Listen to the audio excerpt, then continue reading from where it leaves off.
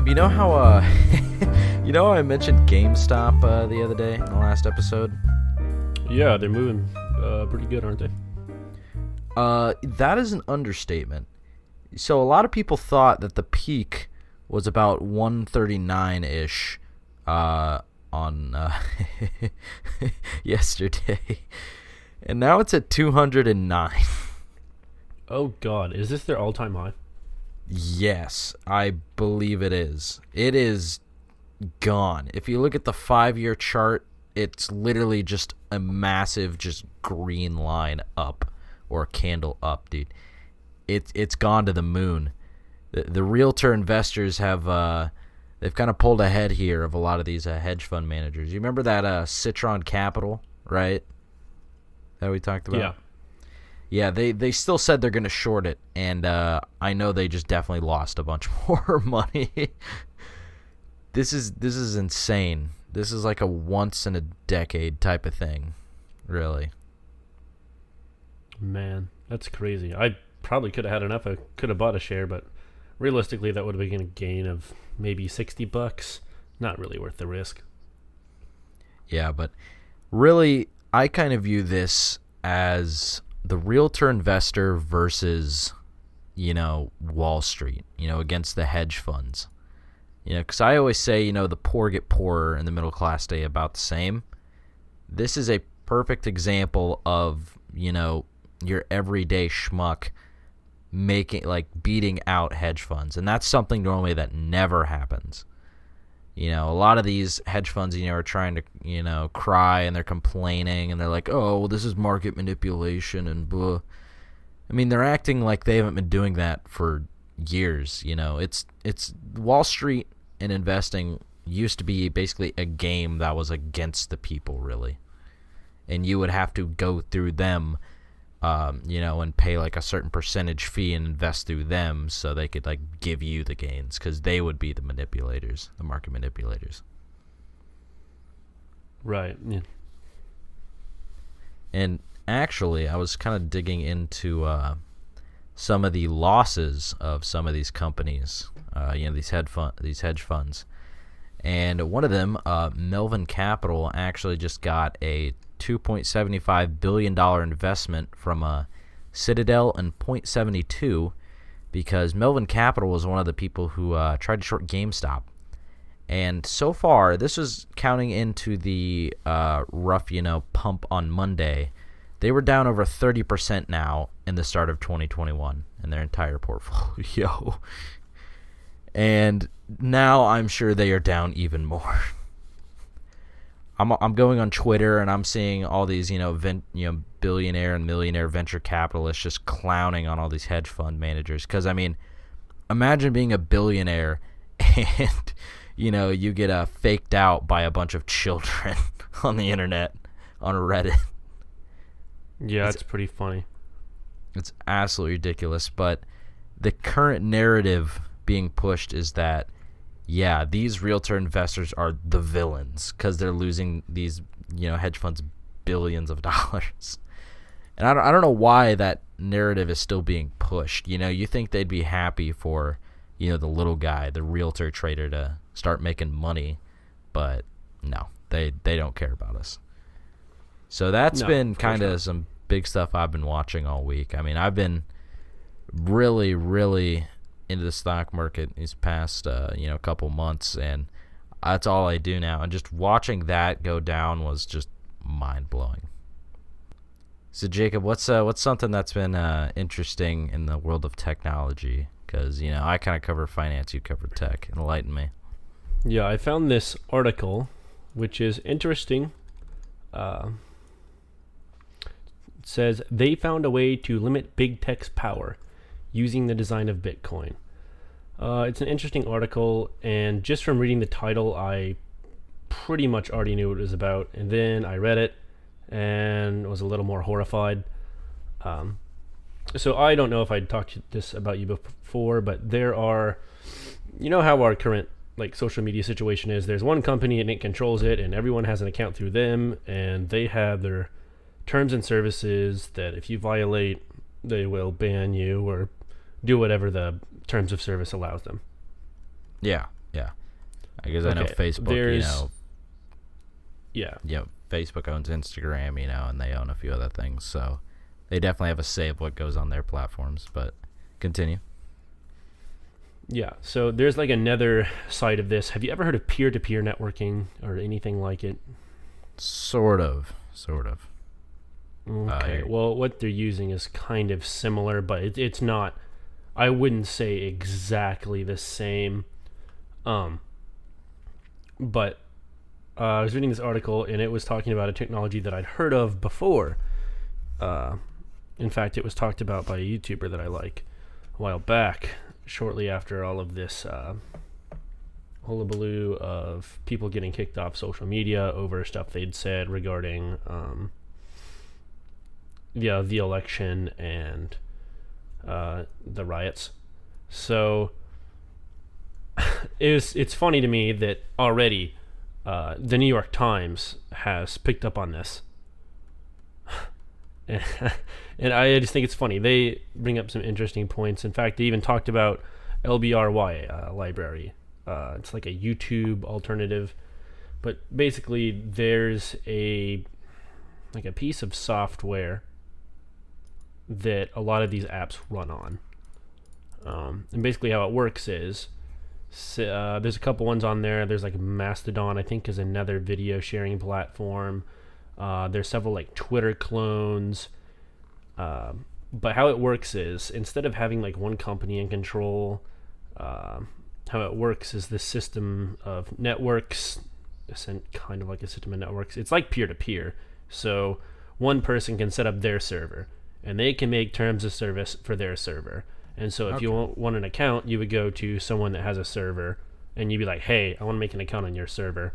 And they'd be like, okay, or no, depending on who you are, especially if they know you and they don't like you, they could just say no.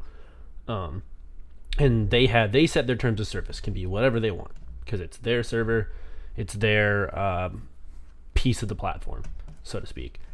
And if you violate those terms of service, you can be booted off out of their server, out of their side of that, and you can just join another one if you want. This is good in countries, like maybe China or possibly Russia. I know there's some propaganda there as well, but I know China's got a lot of censorship. So one way to get around that is to just hop around. Never be on the same. Like, how are they going to silence someone if they can just go somewhere else? And just keep avoiding you that way. Same way if maybe there was a server and it got taken by the state. They're like, oh, there's too many dissidents on here. We got to silence them, so we're taking this away. Well, they can just go and set up a new one and continue talking and sending out the content they want, and they can't be silenced that way. And this article is talking about how Trump supporters and the far right here in the U.S. has moved to stuff like that, and in order to quit being silenced on social media.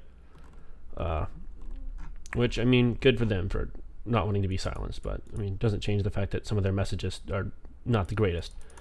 But I believe in free speech, and that's that in a story. This is one way to get around that. Yeah, I know, because they had that weird exodus to like Parler, which Parler. They thought... Yeah, I don't think that's really decentral. It's not really like federated, so to say. It's not. They use decentralized, but some of the stuff they've mentioned is more of a federated. So you've got like a central thing that kind of is the underpinning of a lot of these, and that's the technology that allows all these different servers to talk together and function as a single unit, essentially. So it's more like a federation. It's like broken up chunks of the same thing, but there's no real central control. They just kind of interact together. I was going to get to that. So like Parler, I think, it's a third party that's not controlled by, they just like free speech. They just say whatever goes on your platform, kind of like old Facebook. But these other ones are more like different pieces of a puzzle, I guess. And so if I had a server, we could all talk together. If I had a server and I had you on it and I had a couple of our friends on it, we could talk freely on there. We can say what we want. We don't have to worry about someone saying, oh, God, I don't like their views. Disgusting. if they disagreed with you, you're not going to get that kind of crap because it's on your server. But at the same time, it still connects with other servers running this, depending on which application you're running or site you're using. There's different alternatives for each. And so I could talk with the server. Our server could talk with the other server and another server over here and with all the others. And so essentially you have Twitter, but it's not Twitter. Okay. Yeah, it's an interesting idea. I don't really know how far that can go, though. Because I think it would be a good thing for the future because we got a lot of strong-willed governments, so to speak. They like to take control, do what they want. Communist countries are just notorious for censoring and censorship, and this would be one way to help avoid that and let people speak their mind freely, voice their dissent of the government without fear of being persecuted, stuff like that. I think it would be great because and on top of that, you've not got one country controlling it. Like all of our major social media websites that are used in like here and over in Europe are pretty much based in the U.S. With this other system, it's not based in the U.S., it's everywhere else. So you don't have to worry about maybe government not liking a certain group and being like, okay, we're just going to round up all of you, we're going to find your social media, and you're going to be silenced, and we're going to ship you off, kind of thing. Like, they can't do that. Yeah. So you said this is using like a Bitcoin kind of take, right? These guys are equating it similar to Bitcoin, which I guess in a way, sure. Yeah, the underpinnings of blockchain and stuff similar to blockchain essentially is the underpinnings of this, and this article's talking about it. But I do have one problem with this article. It's great that you're letting people know about this, and I've also found he's looking at this other book called The Decentralized Web of Hate, which is talking about how the book says, I'll just read the title to you. No guessing here, I'll just go off of what the title is. The Decentralized Web of Hate. White supremacists are starting to use peer-to-peer technology. Are we prepared? Without reading any further into this, and the article as well, I have some issues, and that is the way it looks. And no matter what point you're trying to make with these is, yes, I realize you're trying to let people know, oh, they're going somewhere else. I feel like they're painting a bad picture for this federated software and peer-to-peer networking. I feel like what they're going to do is people are going to fear these things and start to hate them, and then anyone that uses these is going to be seen as criminal. And I have a problem with that. Yeah, that was my issue with Bitcoin. I know a lot of people say that, Bitcoin is a really cool, concept where it's decentralized currency, peer-to-peer. And it does have a lot of value. I like the technology of being decentralized and just having, person-to-person transactions.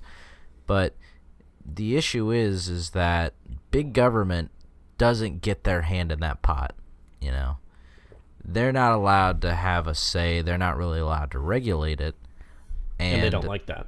Yeah, and similar to how you said that people say it's being used by white supremacists, I know the new secretary, the Treasury Secretary, Janet Yellen, was talking about how Bitcoin is being used by terrorists and things like that. And so, yes, it's a cool concept, but it's not something that can exactly be executed flawlessly. Nothing ever is. They don't really want us to be away from them because the idea is if you're not, part of the system, you're against it.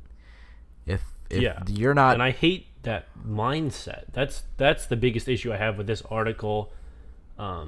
It seems like instead of making people aware that white supremacists are now making a move to these platforms, which they may not have traditionally done in the past or been as much as they will be now, it seems like they're directly attacking these systems, which I think is a terrible move for society and the world as a whole, because you've got people on here who, just like the dark web, the deep web, its image has been tainted. It's being used by, dissidents of governments trying to just talk, okay, without being spied on by their government and having their door knocked down and killed because they spoke out about their government. Okay, its image has kind of been tainted. People think of it as, oh, only bad people go on the dark web. Well, that's not necessarily the case. Sure, there's bad stuff that goes on there. No one's going to deny that. And it's kind of the same way with this decentralized stuff. Sure, you may have some bad apples in there, but don't go attacking the whole system. That's like saying, oh, America is full of just liars and cheats and rapists just because, there happens to be some sprinkled around the U.S. No, we're not a country of liars and cheats and rapists. There happens to be several out there, sure, but that doesn't mean we're all that way. I think people need to keep that in mind when they're writing stuff like this, making sure it's not attacking a system instead of making people aware of what's going on. Yeah. We need to normalize being independent, it seems. I mean, there's the term sheeple, sheep people. They blindly follow whoever's in charge, and they blindly listen to, their leaders without really questioning anything. And there's a lot of people who get very emotional when they make decisions, and they rely on someone that they believe to align with their ideals to kind of, support their decisions nationally, when they vote and things like that. And it seems like just no one wants to be just their own individual anymore. You see it a lot in kind of like fashion and things like that. People try to keep up with the latest fashion. They want to look like, the next hot celebrity, or they want to be just like, their favorite celebrity, things like that. And we're losing a sense of individuality. Yeah. It's kind of people tell me I have a terrible sense of fashion, and you know what? If you're one of those people that said that to me, let me tell you something. I don't care. I really don't care. I don't care one bit if I don't dress like you or talk like you or walk like you. I don't. I really don't, because I'm my own person, and if you think everyone should act and walk and talk the same, then go fuck yourself. You do have a terrible sense of fashion. This is as much as I fuck you do. too, man. Hey, all I wear is sweatpants and jeans, pretty much. Just a t-shirt. I wear exclusively jeans and shorts. Not jean shorts, just jeans and shorts. What's wrong with jean shorts? They're okay, but they're kind of tacky. Fair enough. It's like cargo shorts. They got those massive pockets. Don't now. Hey, that's a step too far. I like my cargo shorts. Don't talk shit about my cargo shorts. All right. But yeah, it is kind of a weird thing to see nationally. I say it pretty much every episode. It's this polarization. If you're not with us, you're against us, and so if we were to take a step back and take a world perspective on America and look at the United States and look at, the two parties, Democratic and Republican, the two major parties.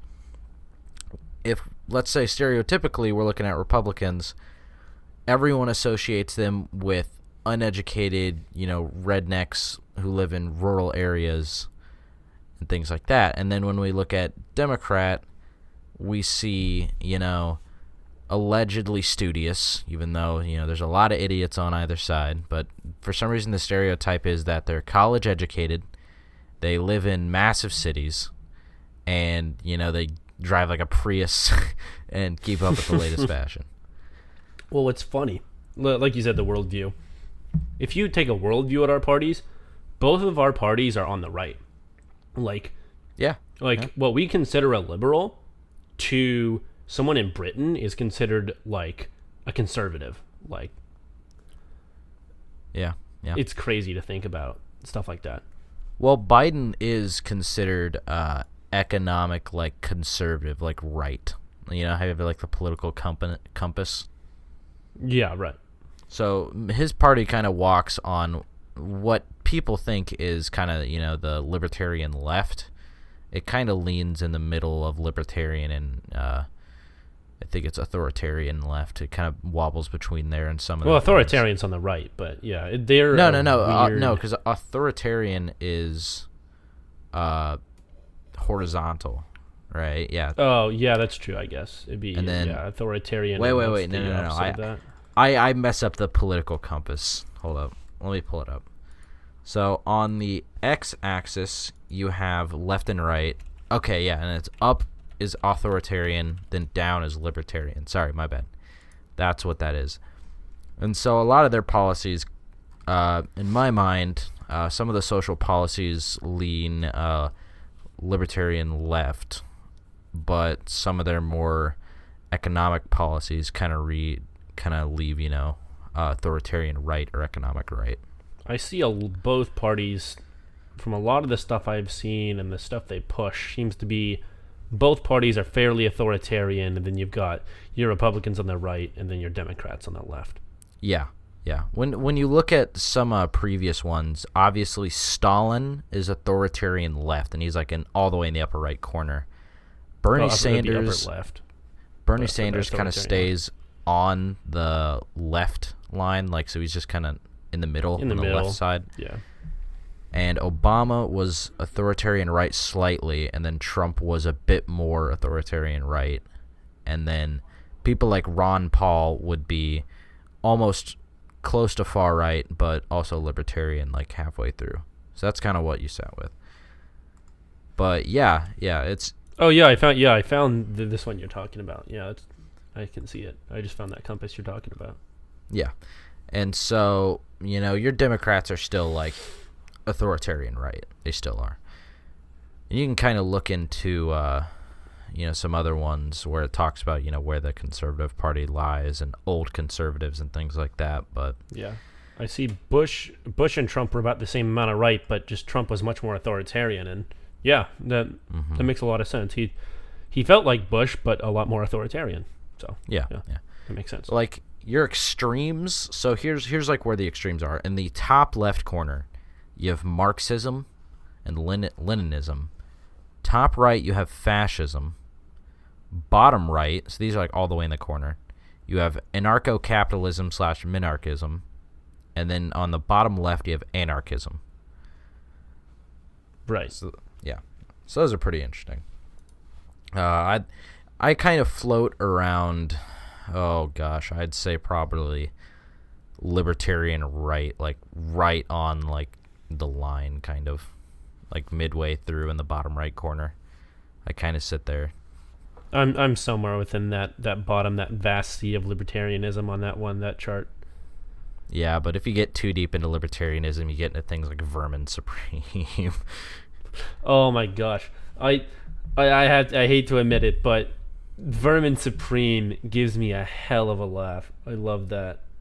I love that, man. I don't know how much of his stuff was serious, but if he was, you know what? It wasn't all super crazy. Some of it made a little bit of sense. He's actually a dentist. He's a dentist. I have to know. Was that platform just a joke? Yeah, he's essentially making... It's like a political commentary. He's making fun of politics, and that half the shit that he says, like free ponies for everyone, zombie-based windmills, and a pony-based economy and things like that.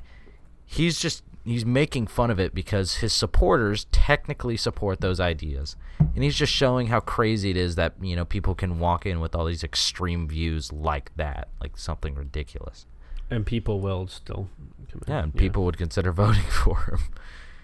He's fantastic. For those of you who don't know who Vermin Supreme is, he's a American performance artist, politician, and an activist who has run as a candidate in various local, state, and national elections in the U.S.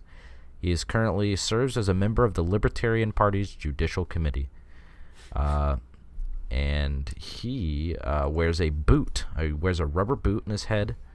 He always wears like a massively oversized tie and some weird sort of like jacket. I don't know. He's absolutely insane. He's got a big gray beard too. He's pretty much just a clown of, the political world, but it is absolutely excellent. Would you consider voting for Vermin Supreme, Jacob? Why not? Honestly, I haven't liked a lot of our options in the past several years, so... Well, he did say we would get a pony-based economy. You say everyone gets a pony. I don't know what the currency would be. Maybe it'd be their shit. I have no idea. Why not? Yeah. Or Think about it this way: food for the ponies. Because what about it this way? Everyone gets a pony, and everyone has to keep the pony. They have to have a pony at all times. Mm-hmm. So you have to feed your pony.